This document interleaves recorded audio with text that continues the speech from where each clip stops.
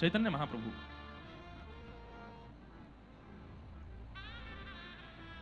श्याम ही गौर बनकर के प्रकट हुए हैं। तन है श्री कृष्ण का, पर मन है श्री किशोरी जी का। तन है श्री कृष्ण का, पर तन का जो वर्ण है वो है किशोरी जी का। और कितनी आश्चर्य की बात है, तन है कृष्ण का, पर विरह और व्याकुलता भी श्री कृष्ण की ही है। एक अलग ही विषय है। कल की कथा नहीं सुनी होगी जिसने, आज का सत्र उसको समझ में नहीं आएगा, इसलिए कल का विषय सुनना बहुत जरूरी था। जो चैतन्य महाप्रभु के प्राकट्य के पीछे जो भूमिका है उसको जानना बहुत जरूरी है, और वो बहुत विस्तृत कल कही है। इसलिए कल का सत्र जिन्होंने नहीं सुना है, आज का सत्र उनको समझ में कम आएगा, लेकिन फिर भी हम थोड़ा सा कहते हैं। वैशाख पूर्णिमा और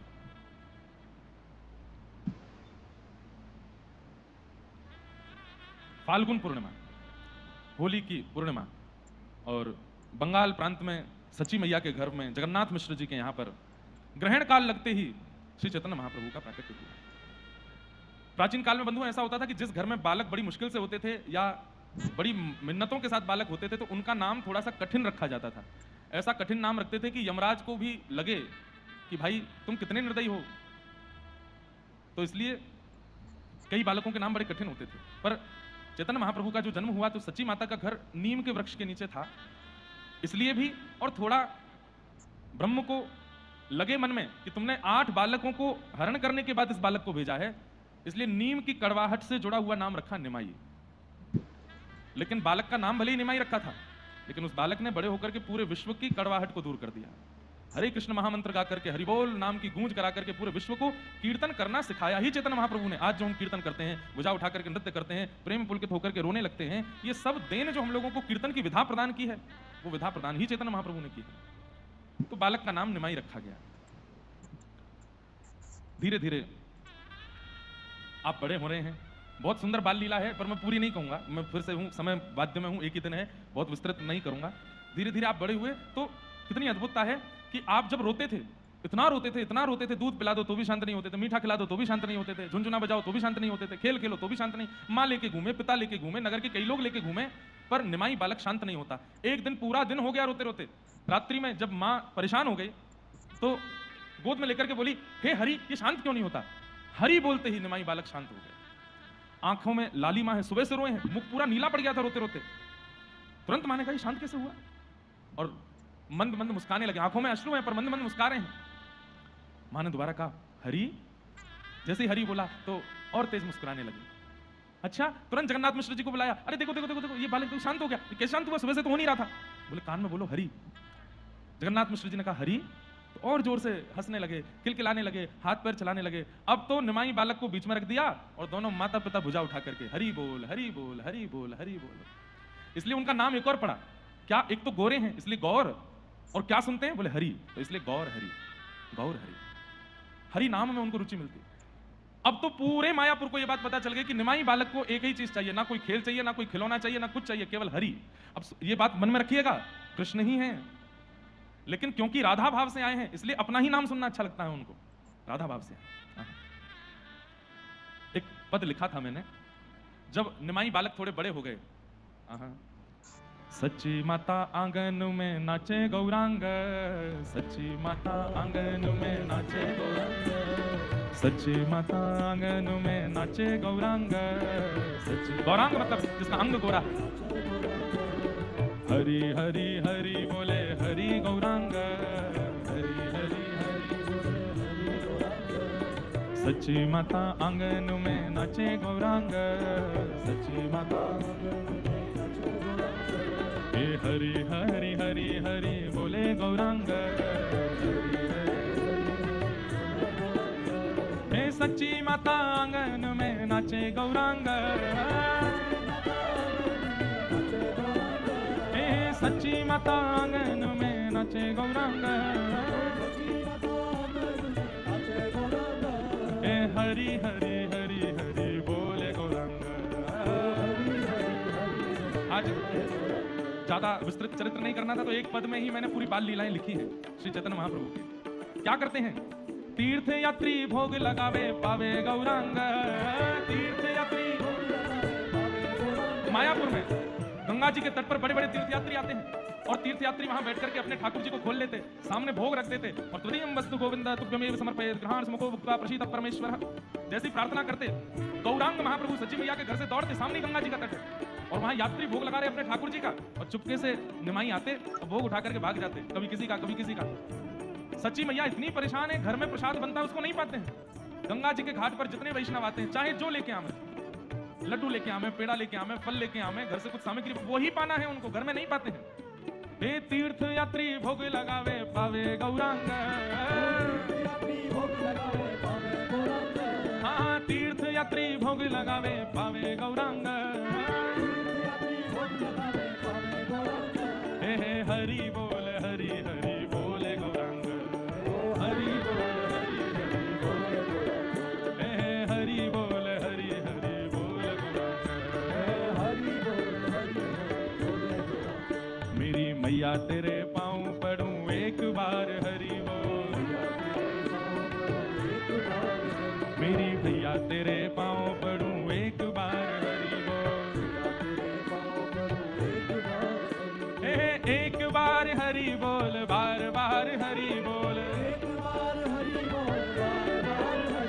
एक बार बोल फिर बार बार हरि बोल। सच्ची माता आंगन में नाचे गौरांग, सच्ची माता आंगन में। अब धीरे धीरे बड़े हो रहे हैं, थोड़ा थोड़ा ऊधम करते हैं।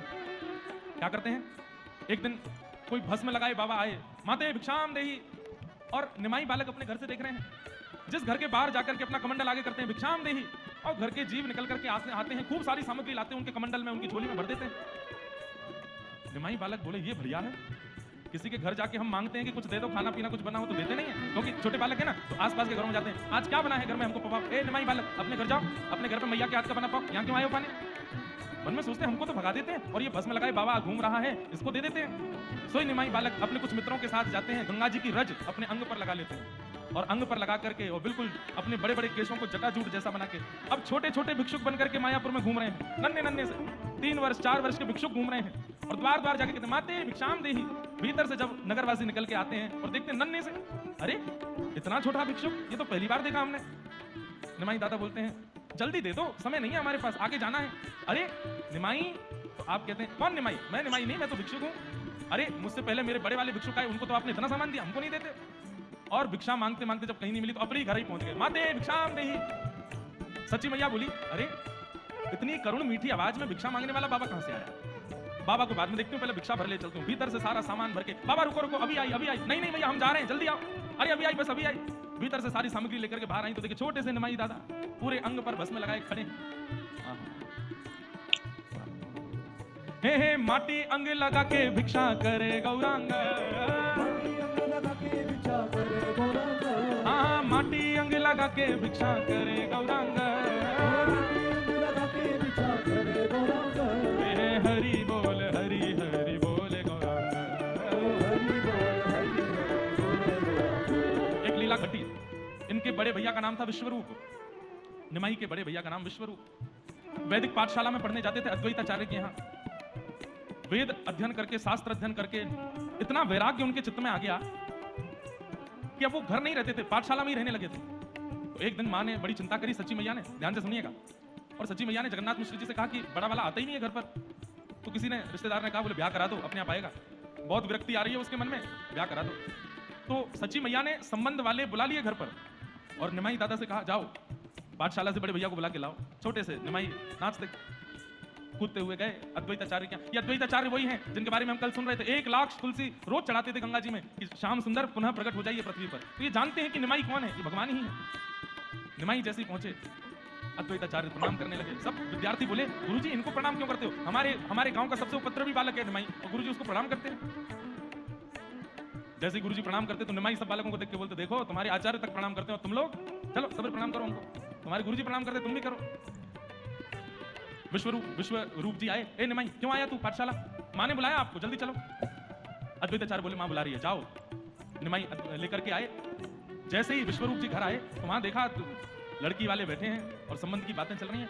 विश्वरूप जी ने कहा माँ ये सब क्या हो रहा है। बोले कि अब तेरा विवाह पक्का कर रही हूं मैं, और तेरे को विवाह करना पड़ेगा, और ये सब ये विरक्त वैराग्य जैसी बातें मत किया कर हमारे सामने, अब तेरा ब्याह होगा।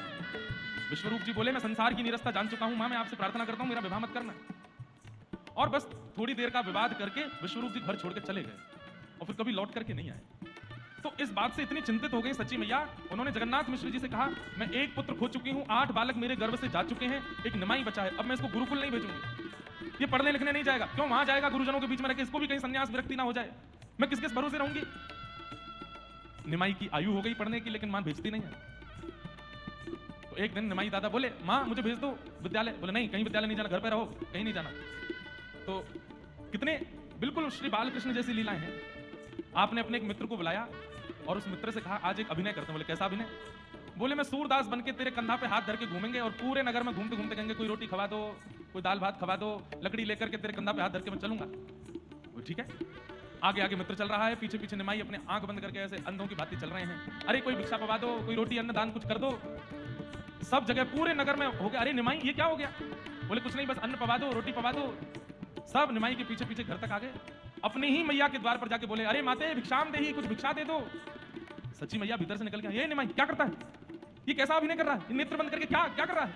मां भिक्षा मांग रहा हूं। भिक्षा क्यों मांग रहा है भिक्षा, तेरा घर है, परिवार है, माता है, पिता है, सब कुछ है, फिर भिक्षा क्यों मांग रहा है। बोले नहीं मां, वो अभी के नहीं, मैं आगे के लिए अभ्यास कर रहा हूं। बोले आगे के लिए, हाँ क्योंकि आप मुझे विद्यालय भेज नहीं रही हो, अनपढ़ कमार जब मैं रह जाऊंगा तो फिर भिक्षा मांग के ही पाना पड़ेगा ना मुझको, घर घर जाकर के भीख ही मांगनी पड़ेगी। तो इसलिए अभी से अभ्यास कर रहा हूं उसका, ताकि अभी से अभ्यास हो जाऊंगा तो 18-19 वर्ष में भिक्षा मांगने की बहुत अच्छी कला आ जाएगी मेरे अंदर मैया, फिर मैं भूखा नहीं रहा करूंगा। क्योंकि आप और पिताजी तो पूरी योजना बना चुके हैं कि मैं भूखा रहूं। ऐसी शिक्षा मैया को दी। जगन्नाथ मिश्र जी मुस्कुराए, बोले देवी ये बालक सामान्य बुद्धि वाला नहीं है, देखो हमने विद्यालय जाना बंद कराया तो ये क्या अभिनय कर रहा है, लेकिन इसकी बात कितनी गंभीर है।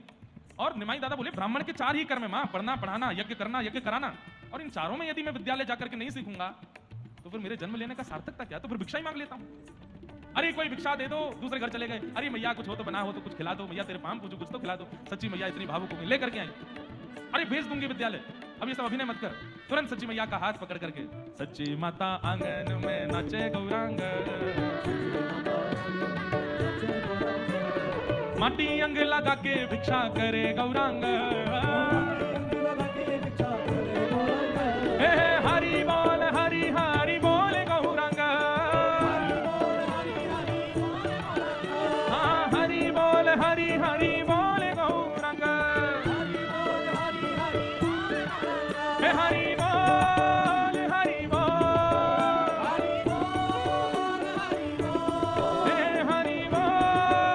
हरि बोल,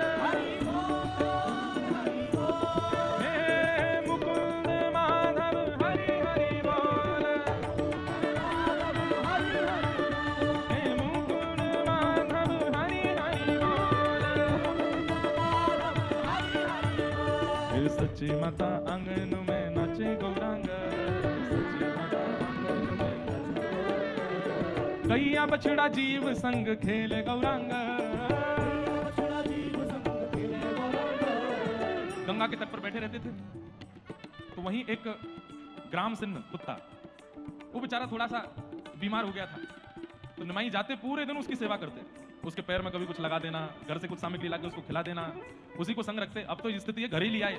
माँ ने फटकारा, क्या कर रहे हो। बोले माँ मेरा मित्र है, मेरे संग रहता है, इससे मुझे बहुत प्रीति है। बोले घर में नहीं लाना, बाहर रखो इसको। तो बाहर ही रहते थे लेकिन उसकी बड़ी सेवा करते थे। उसका नाम रख दिया था उन्होंने गंगादास। क्यों। बोले गंगा जी से मिला है मुझको तो इसका नाम गंगादास है। और वो ग्राम सिंह भी इतना बढ़िया कि वो जैसे ही निमाई बोलते गंगादास, तुरंत पूछ उठा के दौड़ के आता, उसको प्रसाद पवाते, उसको नाम सुनाते, उसके एक भुजा दोनों भुजाओं को लेकर के उसको भी नृत्य कराते, और बछड़ाओं के साथ खेलते, बछियाओं के साथ खेलते, सब जीवों के साथ खेलते। पूरे नगर के बालकों को इकट्ठा करके गंगा जी के तट पर दोनों भुजा ऊपर करवा करके हरि बोल हरि बोल, हरि हरि बोल, हरि बोल हरि, नाम गुण गाऊंगो एक बार हरि बोल, मैं द्वारे द्वारे जाऊंगो एक बार हरि बोल,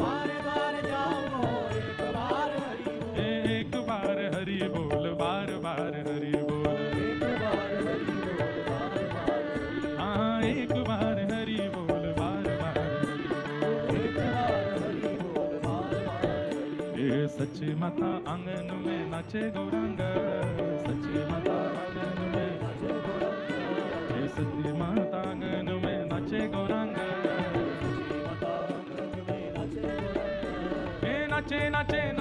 नाचे प्यारो गौरांग, नाचे नाचे नाचे नाचे नाचे गौरांग,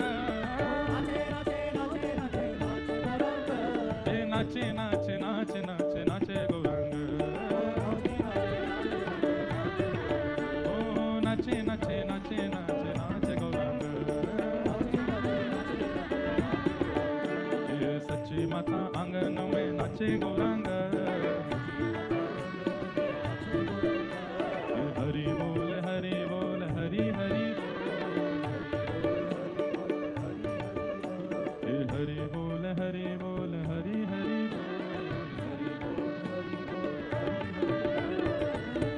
विद्यालय जाने लगे, पढ़ते हैं और इतने अच्छे विद्यार्थी बने कि बाल्यकाल में ही इतना सब कुछ अध्ययन कर लिया कि अपने कक्षा के बालकों को स्वयं पढ़ाने भी लगे, खूब अच्छे विद्वान बने।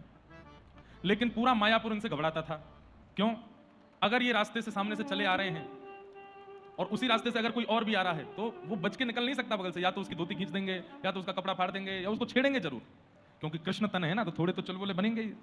मन किशोरी जी का है पर कृष्ण तन है। एक बात बोलूं बंधु, चैतन्य महाप्रभु के चरित्र से एक बात भी अनुभव में आई, जो व्यक्ति बहुत चुलबुला होता है ना, बहुत खेलता है, उदम मचाता है, सबको खुश कर देता है, जिस सभा में पहुंच देता है सबको आनंदित कर देता है, जब उसके जीवन में विरह आता है ना तो सबको रुवाता है, और उसको विरह में कोई देख नहीं पाता। महाप्रभु जी के जीवन काल में जब विरह का भाव प्रकट होता है ना, और वो विरह जाएगा ही नहीं, एक बार आता है, अंतिम समय तक रहता है। प्रारंभिक बिल्कुल महाप्रभु जी का जीवन चरित्र देखते हैं तो ऐसा लगता है कितना खुश, कितने आनंद, कितने खुशहाल, कितने मौज मस्ती सब चलती है। लेकिन जब प्रथम बार विरह होगा, आज मैं वहीं तक कथा कहूंगा बस, उसके आगे की सामर्थ्य नहीं मेरी कहने की। धीरे धीरे आप खूब विद्वान हो गए। आपका एक मित्र था, स्वभाव भी देखो कितना अच्छा है। आपका एक मित्र था, उसका नाम था रघुनाथ दास। उसने एक शास्त्र का सुंदर एक पंक्ति लेकर के उस पर बहुत अच्छा एक ग्रंथ लिखा, और उसी पंक्ति पर चैतन्य महाप्रभु ने भी ग्रंथ लिखा, निमाई ने। पहले का नाम इनका निमाई है। तो जब ग्रंथ की रचना हुई तो आपने बहुत सुंदर ग्रंथ लिखा था, आपके मित्र ने भी लिखा था, पर इनके मित्र को पता नहीं था कि चैतन्य महाप्रभु ने भी लिखा है, निमाई ने भी लिखा है। तो एक दिन वो इनसे आके बोला, मैंने ना एक बहुत परिश्रम करके, बहुत मेहनत करके, गुरुदेव से खूब शिक्षण ग्रहण करके एक ग्रंथ मैंने लिखा है, एक श्लोक पर पूरा ग्रंथ लिखा है।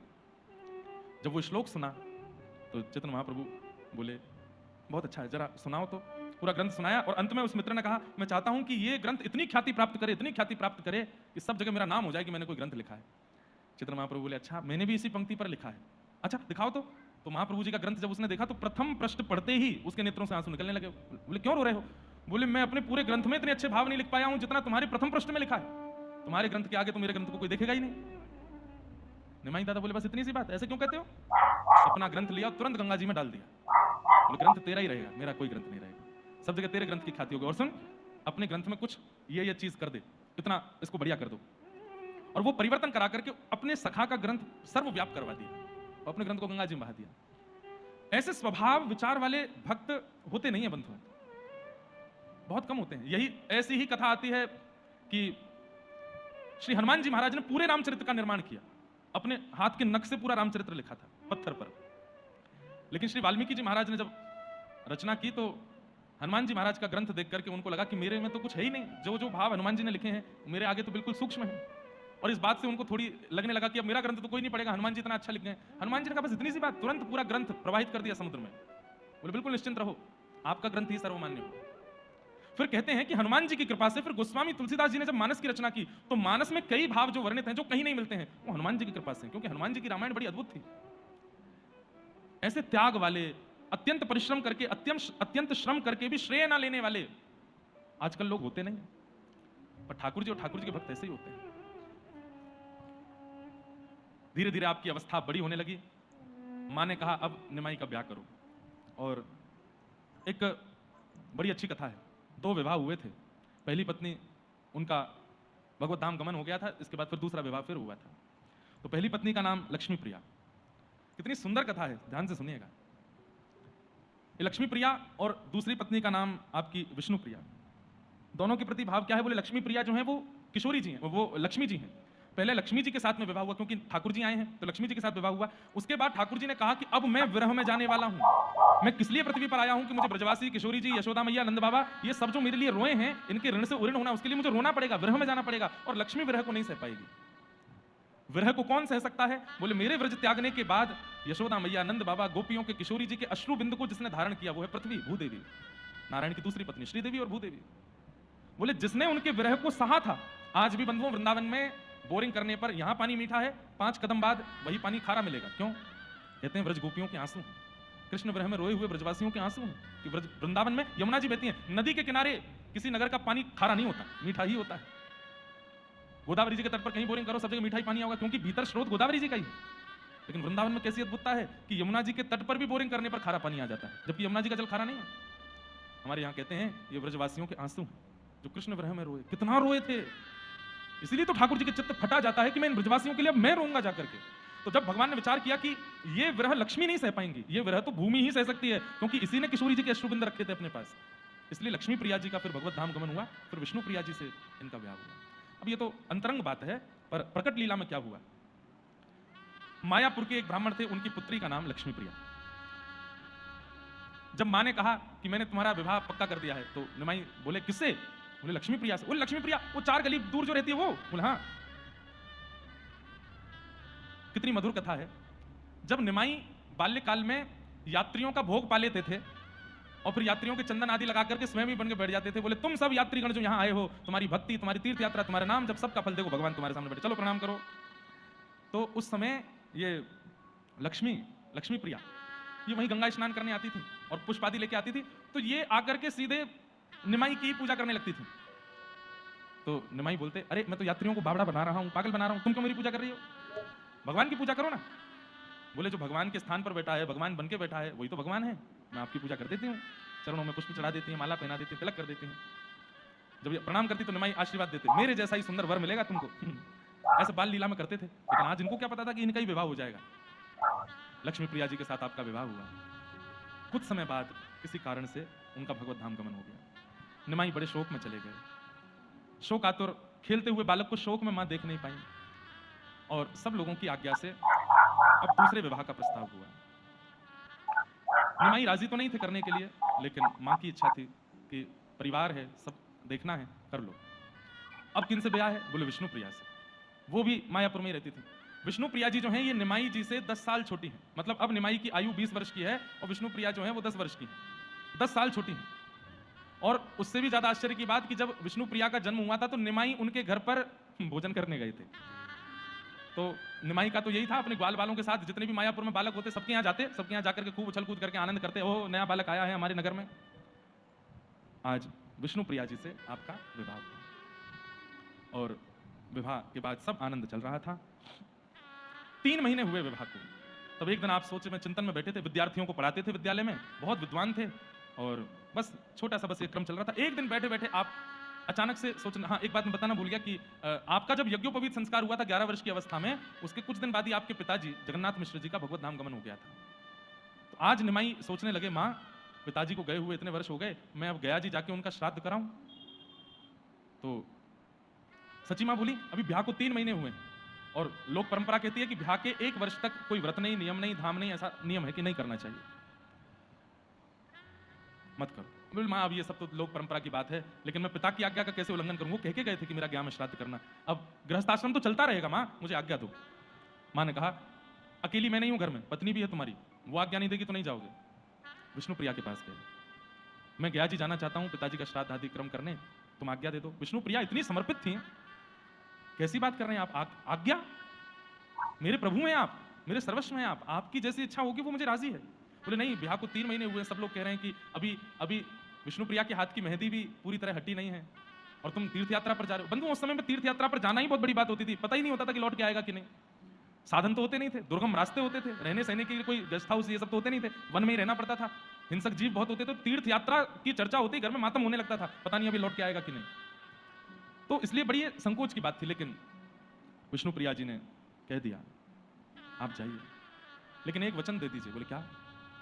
जब तक आप लौट करके नहीं आएंगे तब तक मैं अन्न सेवन नहीं करूंगी, केवल जल पीऊंगी और फल पाऊंगी। नहीं ऐसा क्यों करना है, माँ की सेवा करनी है, घर देखना है। बोले कि आपको रोकने जाने में मैं नहीं रोकती, तो मेरे नियम में भी आप मत रोकिए, मैं व्रत करूंगी। आप आकर के जब पहली बार अन्न पाएंगे, आपका उच्छिष्ट वो पाकर के ही फिर मैं पारण करूंगी। ठीक है, ध्यान रखना अपना, मैं जाता हूं। और बंधुओं, हंसते खेलते निमाई का ये अंतिम रूप है।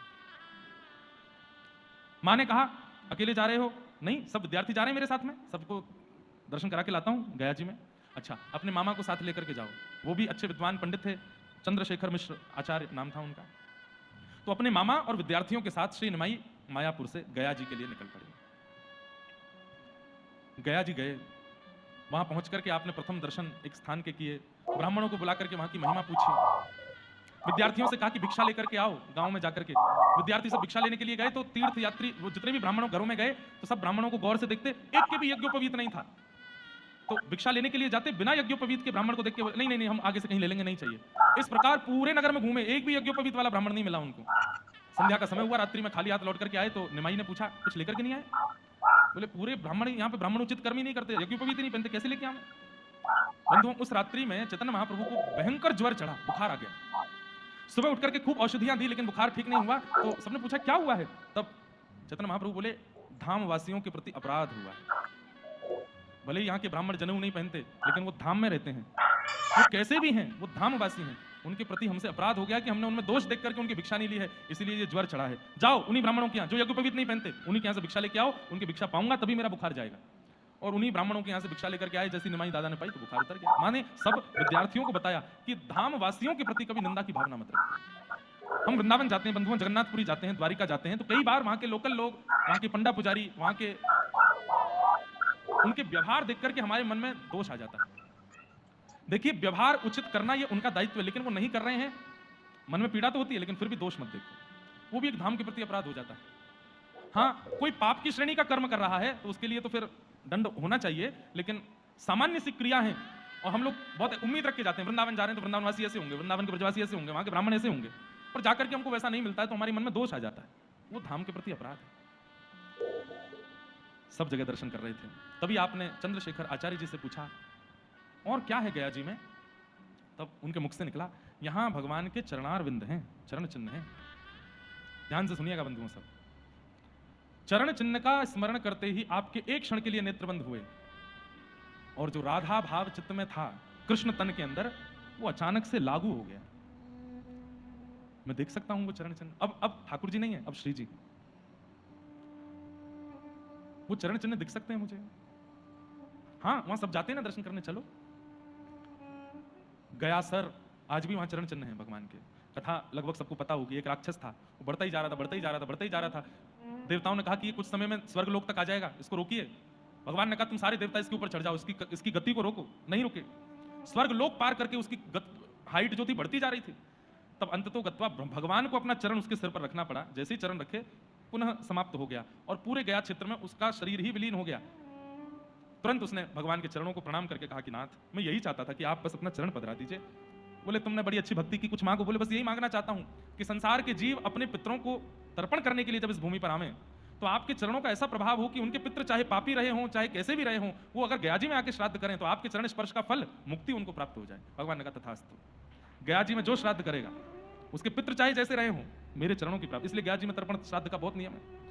लेकिन निमाई बोले मैं देख सकता हूं चरण, एक शिला, उस शिला पर चरण चिन्ह है। अब ठाकुर जी नहीं है, अब चैतन्य के अंदर किशोरी जी। और कौन सी किशोरी जी? कृष्ण व्रज त्याग करके गए हैं उसके बाद की जो किशोरी जी हैं वो है। और जैसे ही जाकर के चरण चिन्ह देखे हैं, आपके नेत्रों से अश्रु प्रकट हो गए। हजारों लोग वहां दर्शन कर रहे थे, सारे विद्यार्थी और चंद्रशेखर आचार्य इतने ज्यादा संशय में हैं कि ये हमारा निमाई है। क्यों? हे हरि मधुसूदन माधव मुरारी, आप कहां चले गए? और ऐसा कहकर के दौड़ करके आप गए और भगवान के श्री चरणों से जाकर के लिपट गए। उन चरण चिन्ह के एक एक अंग को लेकर के अपने माथे से लगाते हैं, हृदय से लगाते हैं, नेत्रों से लगाते हैं। मेरे श्याम सुंदर कहां हो? मुझे अकेला छोड़ के क्यों चले गए आप? हम ब्रजवासियों ने क्या प्रेम में कमी छोड़ी? आप तो कहते थे किशोरी जी आप मुझे प्राणों से प्यारी हो, फिर क्यों चले गए छोड़ करके? ऐसी वार्ता करने लगे कि वहां खड़े सब आश्चर्यचकित, ये क्या हो रहा है? विद्यार्थी जाते हैं, निमाई गुरुजी जैसे स्पर्श करते हैं तो स्पर्श करते ही उन विद्यार्थियों को जैसे मानो कोई एक करंट जैसा लग जाता हो, तुरंत दूर हो जाते हैं। चंद्रशेखर आचार्य बोले क्या हुआ? बोले पता नहीं, एक अजीब प्रकार की ऊर्जा इनके चित्त से आ रही है। आप रुदन करने लगे। अच्छा उस वृक्ष के पीछे हो? तुरंत दौड़ करके उस वृक्ष के पीछे जाते हैं और वहां जाकर के देखते हैं नहीं मिलते। ऐसी बावड़ी जैसी स्थिति हो गई और ऐसी स्थिति कभी किसी ने नहीं देखी थी निमाई की। क्यों? गोपी भाव, राधा भाव अब प्रकट हो रहा है। और बंधुओं, चैतन्य चरित्र यदि आप सुन रहे हैं तो चैतन्य महाप्रभु की स्थिति को आप यही समझिएगा कि लाखों ब्रजवासी, यशोदा मैया, नंद बाबा और किशोरी जी एक साथ एक रूप में आ गए। चैतन्य की स्थिति सुनकर के आप अनुमान लगा लीजिएगा कि ब्रजवासियों की स्थिति क्या है। वृक्ष पर नहीं है, अरे वो पर्वत गिरिराज जी है ना, वहां होंगे, वहां गैया चरा रहे होंगे, दौड़ करके निमाई वहां की ओर दौड़े, अरे सब, अरे वो गिरिराज जी नहीं है, ये गया जी है, नहीं नहीं वो गिरिराज है, वहां गैया है, वहां पे कृष्ण खड़े हैं, वहां पे सब मधुमंगल सीता में सब खड़े हैं, मेरी बात निहार रहे होंगे, मैं जाती हूँ ना, रास करेंगे मेरे साथ, दौड़ करके वहां जाते हैं, सब रोकते हैं, अरे निमाई ये गया है, ये वृंदावन नहीं है। फिर दौड़ करके वापस आते हैं, फिर चरणों को आकर के देखने लगते हैं, रोने लगते हैं, श्याम सुंदर कहां हो, आ जाओ ना। स्थिति ऐसी हुई कि आसपास के पत्थरों से जाकर के टकराने लगे, रक्त मंडित हो गया शरीर। निकुंज में बैठी हुई किशोरी जी रुदन कर रही है, मैंने कहा था नहीं सह पाएंगे आप, क्यों मांगा मेरा हृदय मुझसे, मैं बोल रही थी, ये मैं थी जो सह गई उस विरह को, श्याम सुंदर आप नहीं सह पाओगे। आज कृष्ण अपने ही विरह में व्याकुल है। कृष्ण व्रत छोड़ करके गए हैं तो क्या स्थिति ब्रजवासियों की हुई, आज उस स्थिति का अनुभव स्वयं कृष्ण कर रहे हैं। तभी वहां माधवेंद्रपुरी दास के शिष्य ईश्वरपुरी जी महाराज बैठे थे पास में, चैतन्य महाप्रभु के गुरु।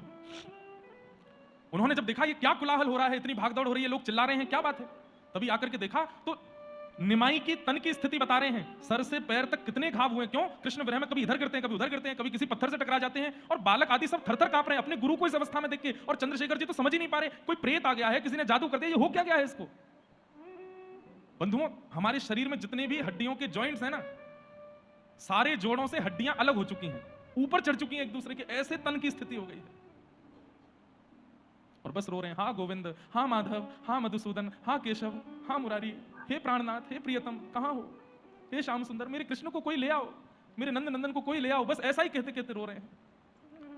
बड़े बड़े वैद्य आ रहे हैं, कोई नब्ज देख रहा है, एक वैद्य ने जैसी नाड़ी पकड़ी है घबरा करके छोड़ दिया हाथ। बोले क्यों, बोले नाड़ी नहीं है इनके, सांस चल रही है, हृदय पर हाथ रख के देख रहे हैं तो धड़कन नहीं है वहां पर। बड़े बड़े वैद्य सब लौट लौट करके जा रहे हैं, बोले हमारी सोच से परे स्थिति है तन की, ये क्या हो रहा है। तभी वहां ईश्वरपुरी जी आए, और ईश्वरपुरी जी ने आकर के जब चैतन्य महाप्रभु को देखा, बोले ये रोग नहीं है, ये रोग नहीं है, ये कोई पीड़ा नहीं है, तो बोले प्रेम रस में विभोर है, ये कृष्ण विरह है, ये प्रेम पुलकित, प्रेम की 10 अवस्थाएं पार होती हैं, 9 अवस्थाएं पार होती हैं, 8 अवस्थाएं पार होती हैं, तो उस समय प्रेमी के तन की जो स्थिति होती है वो हो गई है। चंद्रशेखर जी और सब बालक विद्यार्थी हमारे गुरुजी को बचा लीजिए ना, क्या हो गया है इनको। ईश्वरपुरी जी बोले गोपी गीत आता है, बोला हाँ, तुरंत बैठो गोपी गीत का गान करो।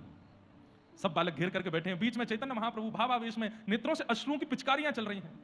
किशोरी जी हैं, कृष्ण तन में, किशोरी जी हैं कृष्ण विरह में।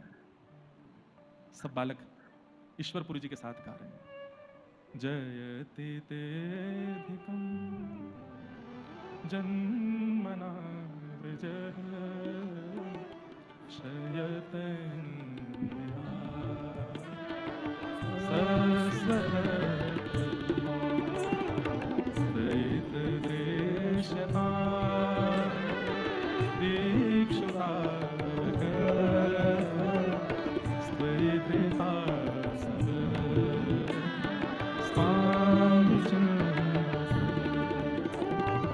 कृष्ण विरह में गोपियां जो 5000 वर्ष पहले गा रही थी, आज वो लाखों गोपियां एक तन के अंदर आ गई हैं। आज वो किशोरी जी चैतन्य के अंदर आ गई। लाखों वर्ष पहले गोपियों ने जो गीत गाया था, आज वही गीत मानो कृष्ण चैतन्य गा रहे हैं, अपने लिए गा रहे हैं।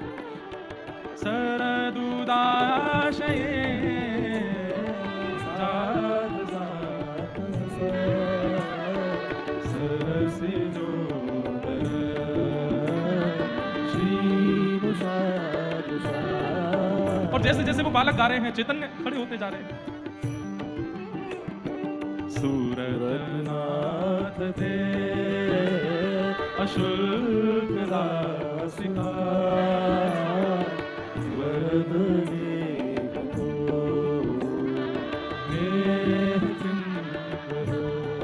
हे प्राणनाथ, मेरा वध कर दीजिए, इस विरह को देने से अच्छा तो मेरा वध कर दीजिए श्याम सुंदर। ये पीड़ा देकर के इतना तड़पता हुआ मुझे देखने में आपको कष्ट नहीं हो रहा है? मैं रो रही हूँ, मेरे नेत्रों से अश्रु गिर रहे हैं, मेरे माथे से रक्त निकल रहा है, मेरे तन की स्थिति इतनी विचित्र आपके विरह में हो गई है। श्याम सुंदर, इस स्थिति को देख करके तो कोई भी दया में आ जाएगा। दुनिया के लोग आपको करुणा सागर कहते हैं, दया सागर कहते हैं, कहाँ रह गई आपकी दया? अरे मैं तो अशुल्क दासी बनकर के, निशुल्क दासी बनकर के चरणों में आई थी, और आप मुझे ऐसे विरह में आतुर करके जा रहे हैं। मेरी एक इच्छा पूरी नहीं, मिलना तो मत मिलिए मुझे, मार दीजिए ना, प्राण ले लीजिए मेरे, नहीं सह पा रहे हैं इस विरह को। बंधुओं, चैतन्य महाप्रभु उन असंख्य लोगों के बीच बैठ करके जब गा रहे हैं और बोल रहे हैं, सब किसी को पता ही नहीं चल रहा है हो क्या रहा है, बस ईश्वरपुरी जी वहां बैठे हैं जो पहचान गए। ये कृष्ण प्रेम है, ये कृष्ण विरह है गोपियों का।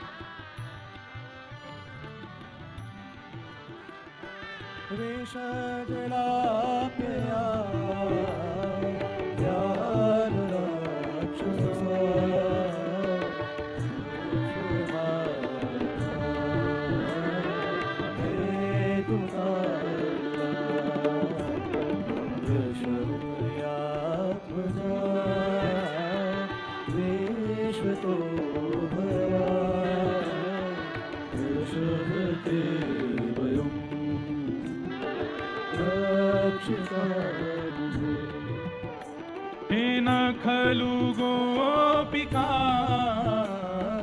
नंदनो भवा अखिल देवा अंतरात्म विघ्न सार्थितो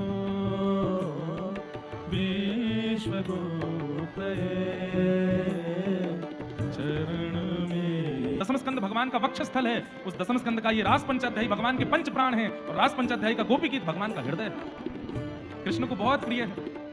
अगर कोई सजल नेत्रों से गोपी गीत गा देता है ना, ठाकुर जी नक्की कर लेते हैं कि इसको मिलना है, मुझे एक बार तो इसके पास जाना है। ये रो रहा है मेरे विरह में, गा लीजिए मेरे साथ। परसरोरुहं कांत कामदं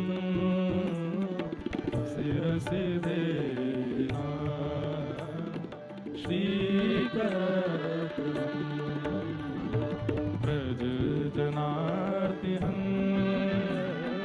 वीरयोषिता निज जन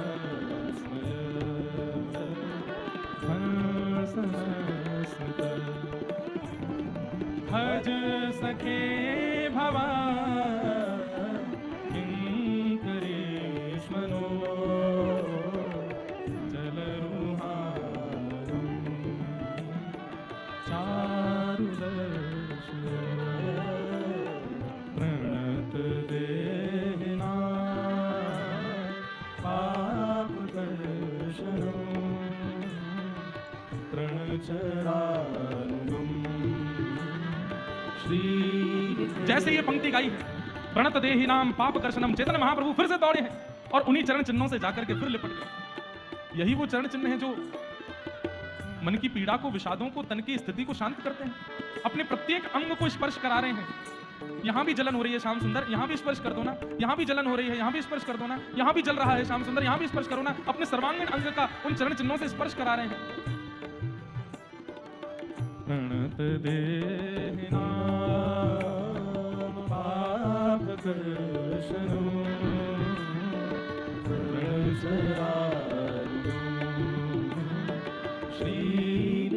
और जैसे भाव लिखे हैं वो सब भाव, अरे नहीं दूर हो रही है पीड़ा, यहाँ की जलन नहीं जा रही है। अरे श्याम सुंदर, आपने तो चरण रख करके उस कालिया नाग के फण पर अपने चरण पधरा करके उसके समस्त विष को दूर कर दिया था, विषादों को दूर कर दिया था। मैं ऐसी अभागिन हूं कि आपके चरण स्पर्श से मेरी पीड़ा दूर नहीं हो रही। फणिफणार्पितं ते पदाम्बुजं कृणुकुचेषु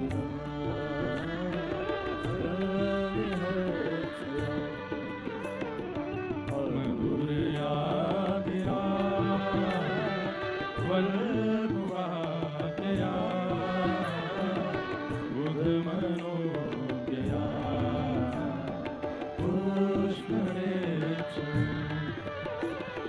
विधि करीर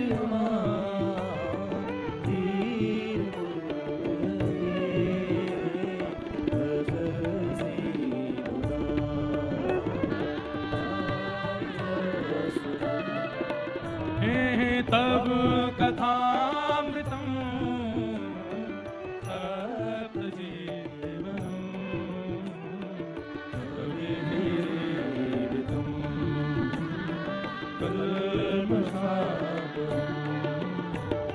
श्रवण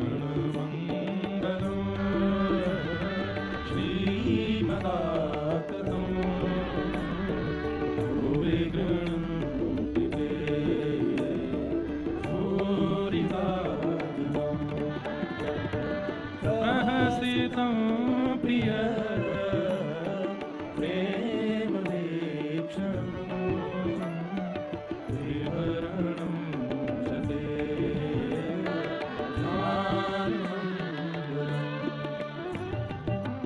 रसि संविदो याहि देशकृशः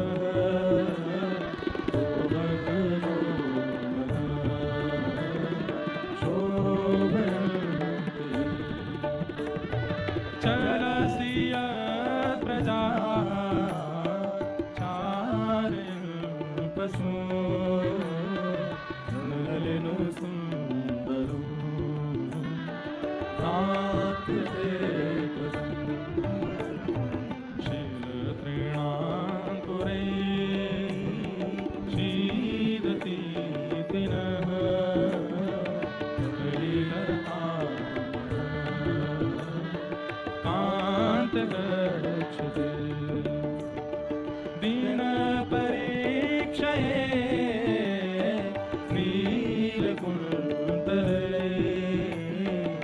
वनरुहारदो वेददातु धनजस्वरं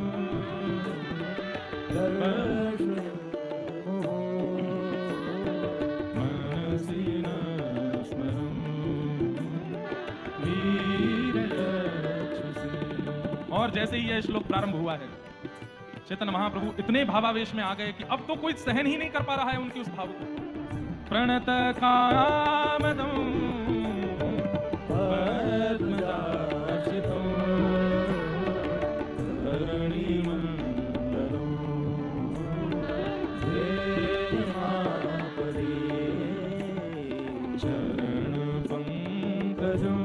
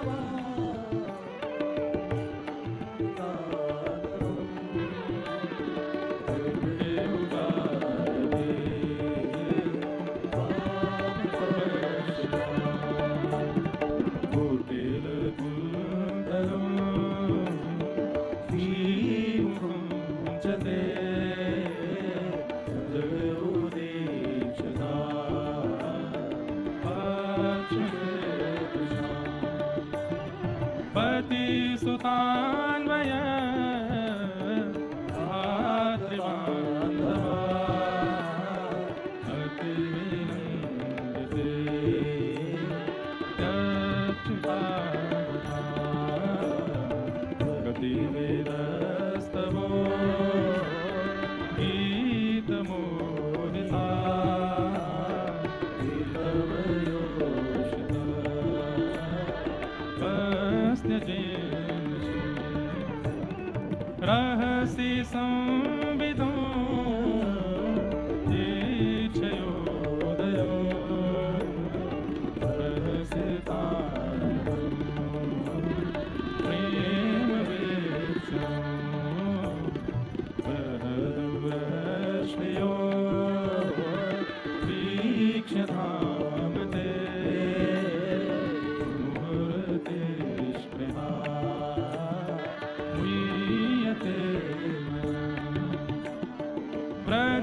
व्रजवनौकशा व्यक्तिरङ्गते व्रजिनहन्तलं वेशमण्डलं त्यजमनाटन स्वस्पृहात्मना स्वजन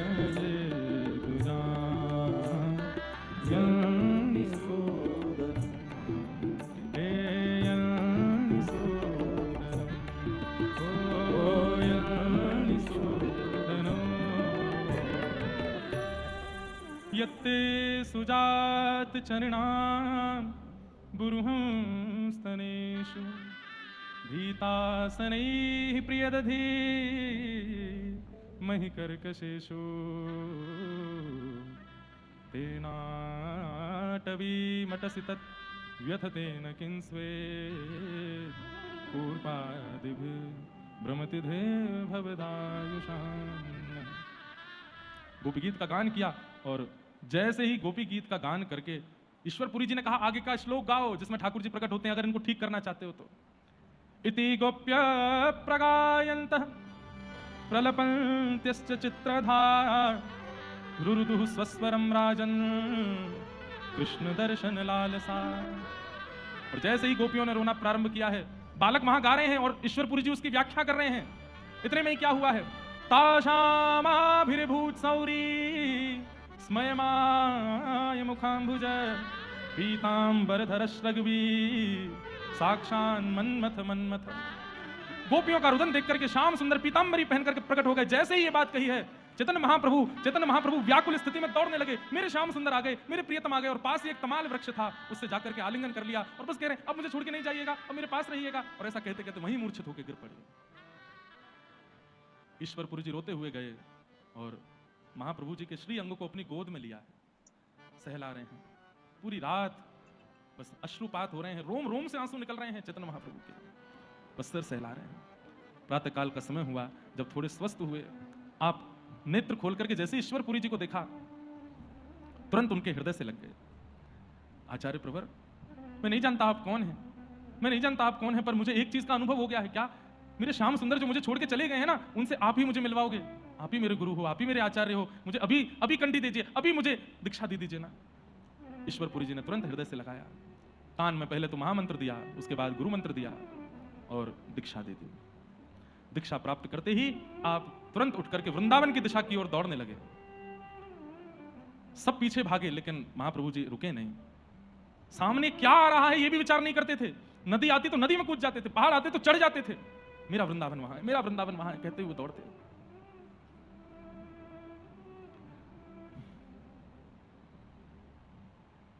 श्री जी से सहन नहीं हुआ। जैसे ही चैतन्य महाप्रभु खूब दूर पहुंच गए, एकांत में आ गए, तुरंत श्री किशोरी जी ने आकाशवाणी की है। कहते तो हैं कि आकाशवाणी हुई, पर मेरी ऐसी भावना है किशोरी जी ने की। हे निमाई, अभी इतने विरह में जाने की आवश्यकता नहीं है।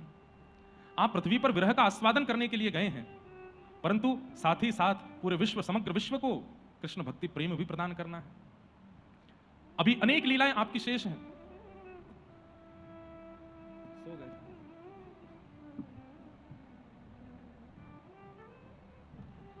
गोपी गीत के मध्य में ठाकुर जी आए और व्यास जी की गोद में आके सो गए। किशोरी जी ने आकाशवाणी की, प्रियतम आप बहुत विरह आपन्न हो रहे हैं। मैंने कहा था आप नहीं सह पाएंगे। आपके प्रेम विरह को ब्रजवासी सह गए हैं, गोपियां सह गई हैं, मैं सह गई हूं, लेकिन आप नहीं सह पाएंगे। अभी इस विरह को इतना प्रकट मत होने दीजिए। अभी आप पे बहुत कुछ करना है। आप पृथ्वी पर गए हैं, केवल विरह का आस्वादन करके वापस मत आइए, जन कल्याण करके आइए। इस विरह प्रेम को, इस प्रेम लक्षणा भक्ति का प्रचार करना है नाथ आपको। इसलिए शांत हो जाइए प्रभु, ठाकुर जी मिलेंगे आपको। ठाकुर जी ही हैं, और ठाकुर जी के लिए ही रो रहे हैं। तुरंत आप मूर्छित होकर के गिर पड़े। बालकों ने जाकर के आपको उठाया। चंद्रशेखर जी, ईश्वरपुरी दास जी बोले इनको अभी मायापुर लेके जाओ वापस। यहां मायापुर की स्थिति यह है कि मां सची मैया और विष्णु प्रिया जी रोज बाट निहार रही हैं, कब आएंगे हमारी निमाई, कब आएंगे हमारी निमाई। तभी हल्ला होने लगा पूरे गांव में, अरे दूर से दिख रहा है बहुत सारे बालक आ रहे हैं और चंद्रशेखर जी आ रहे हैं, हमारा निमाई वापस आ रहा है। पूरा मायापुर आनंदित हो गया, लेकिन किसी ने ऐसा नहीं सोचा था कि ऐसे निमाई आएंगे। हंसता खेलता सबके साथ आनंद करता निमाई आज इस अवस्था में। 4 बालकों के कंधों पर हाथ रखे हैं, पैर से चल नहीं पा रहे हैं। 2 बालक चरण उठा रहे हैं और बस तभी मूर्छित होते हैं। और जब मूर्छा टूटती है तो हाँ नाथ, हाँ कृष्ण, हाँ प्राणेश, हाँ रमण, कहाँ हो आप, कब आओगे, आओगे, अच्छा कल आओगे, ठीक है। फिर मूर्छित हो जाते हैं, फिर होश में आते हैं, फिर इसी भाव से रोने लगते हैं। ईश्वरपुरी जी ने समझा करके भेजा है, जब जब ये स्थिति बने कुछ मत करना, वैद्यों को मत बुलाना, किसी प्रकार का कोई तंत्र मंत्र नहीं है, कुछ नहीं है। बस चारों तरफ बैठ करके घेर करके हरिनाम करना, वही ठीक करेगा इनको, और कोई कारण नहीं है। सची मैया ने जब देखा अपने प्राण प्यारे दुलारे निमाई को। मेरा निमाई नहीं है ये। चंद्रशेखर कौन है? दीदी हमारा निमाई है। ये क्या हो गया इसको? ये ऐसी स्थिति अवस्था में क्या बात है? बोले बहुत बहुत विषय बड़ा है, मैं बैठ के बताता हूं।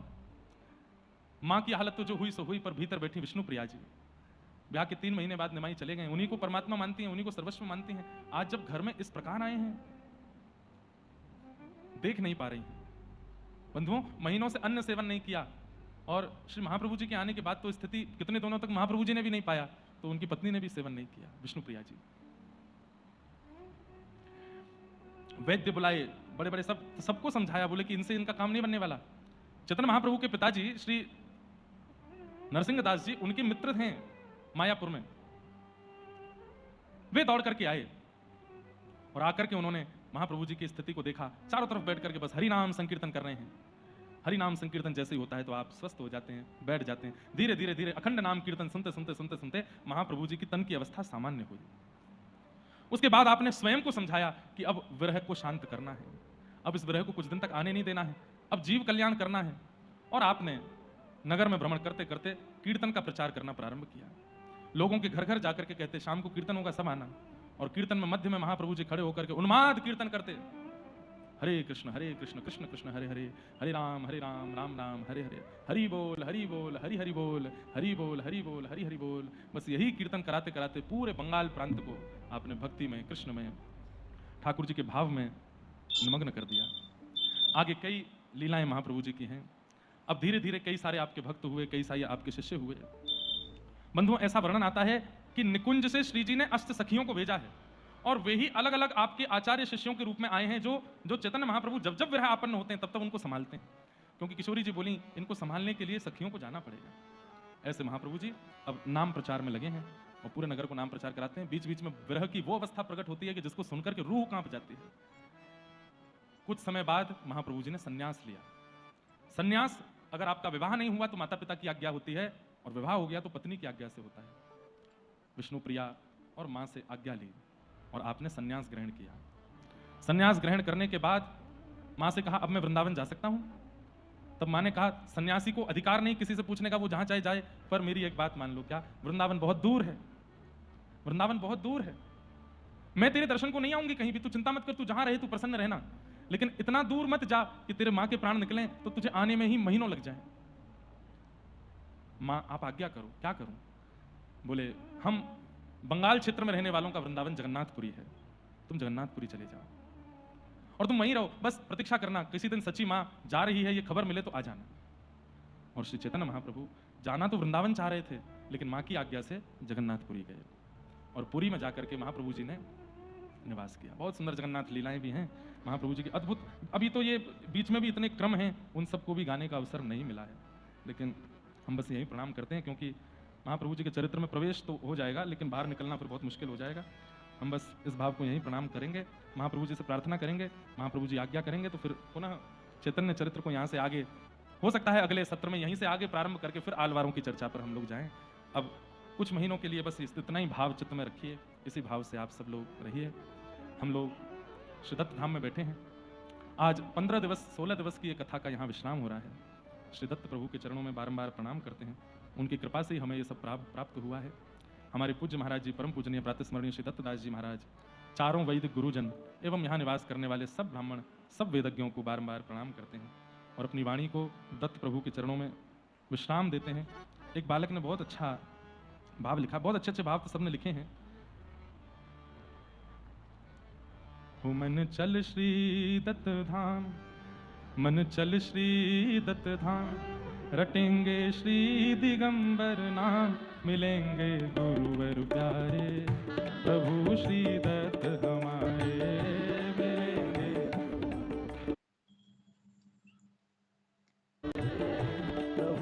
सब लोग गाओ, ओ मिलेंगे गुरुवर प्यारे दिगंबर, न चल श्री। अच्छा भाव लिखा, बहुत अच्छे अच्छे भाव तो सबने लिखे हैं।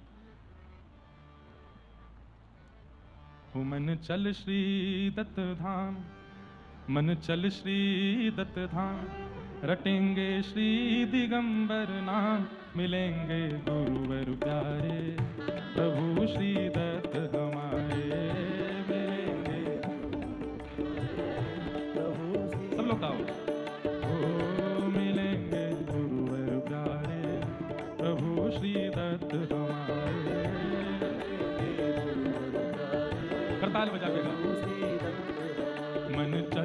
श्री दत्त धाम, मन चल श्री दत्त धाम, रटेंगे श्री दिगंबर नाम, मिलेंगे गुरुवर प्यारे प्रभु श्री दत्त हमारे, मिलेंगे गुरुवर प्यारे प्रभु श्री दत्त हमारे। क्या करेंगे तब धाम आके? प्रातः होत हम श्री गोदावरी जाएंगे, प्रातः होत हम श्री गोदावरी जाएंगे, प्रातः होत हम श्री गोदावरी जाएंगे, और मोर पपैया श्रीपाद वल्लभ गाएंगे। और ये सत्य है, सुबह 4:30 बजे जब जाते हैं, 5 बजे स्नान करने, तो ऐसी सुंदर कोयल बोलती हैं, ऐसे पपीहा बोलते हैं जिनको शहरों में सुनने को नहीं मिलता, ऐसे सुंदर सुंदर ध्वनियां यहाँ सुनाई देती हैं। कितना अच्छा भाव एक बालक ने लिखा। मोर पपीहा श्रीपाद वल्लभ गाएंगे, करें परिक्रमा कई बार करें, करेंगे परिक्रमा कई बार, जहाँ से मिटेंगे हृदय विकार, मिलेंगे गुरुवर प्यारे प्रभु श्री दत्त हमारे, मिलेंगे गुरुवर प्यारे प्रभु श्री दत्त हमारे, मिलेंगे गुरुवर प्यारे प्रभु श्री दत्त हमारे,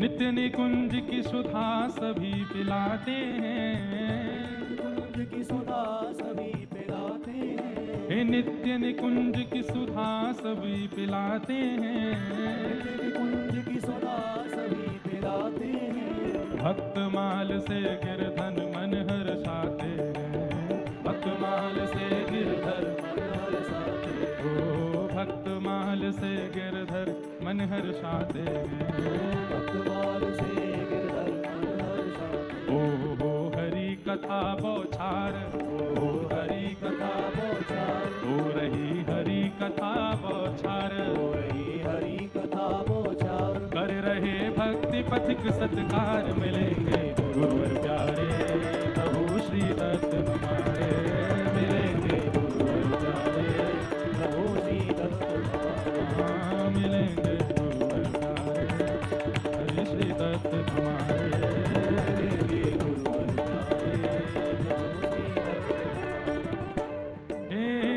दत्तदास महाराज की महिमा न्यारी है, दास महाराज की महिमा न्यारी है, श्री दत्तदास महाराज की महिमा न्यारी है, दास महाराज की महिमा न्यारी है, बरसों से मौन अनुष्ठान जारी है, बरसों से मौन अनुष्ठान जारी है, बरसों से मौन अनुष्ठान जारी है,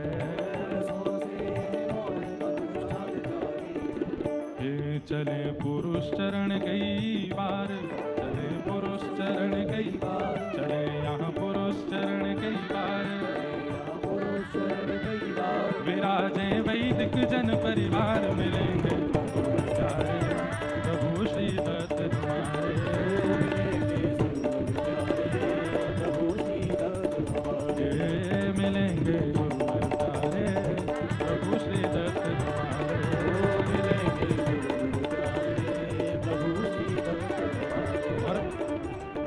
नित्य निशा बेला में पंचपदी गाएंगे, नित्य निशा बेला में पंचपदी गाएंगे, नित्य निशा बेला में पंचपदी गाएंगे, निशा बेला में पंचपदी गाएंगे, अभंग से पांडुरंग को हम भी रिझाएंगे, अभंग से पांडुरंग को हम भी रिझाएंगे, अभंग से पांडुरंग को हम भी रिझाएंगे, करें हृदय बिहारी वास, करें हृदय बिहारी वास, करें हृदय बिहारी वास, हृदय बिहारी वास, यह कह रहे हैं प्रिया दास, मिलेंगे गुरुवर प्यारे प्रभु श्री दत्त हमारे,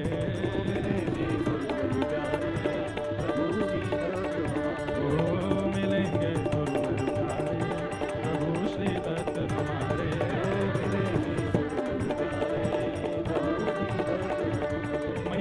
पाँव पड़ूं एक बार हरि बोल, पिया तेरे पाँव पड़ूं एक बार हरि बोल, प्रेम दाता निताई बोले गौर हरि हरि बोल, प्रेम दाता निताई बोले गौर हरि हरि बोल, हरि बोल हरि बोल हरि हरि हरि बोल, हरि बोल हरि बोल हरि हरि हरि बोल, हरि बोल हरि बोल हरि हरि हरि बोल, हरि बोल हरि बोल हरि हरि हरि बोल। मैं नाम गुण गाऊंगा हरि हरि हरि बोल, नाम गुण गाऊंगा हरि हरि हरि बोल, सबसे बुलाऊंगा हरि हरि हरि बोल, सबसे बुलाऊंगा हरि हरि हरि बोल। हरि बोल हरि बोल हरि बोल हरि बोल, हरि बोल हरि बोल हरि बोल हरि बोल, हरि बोल हरि बोल हरि बोल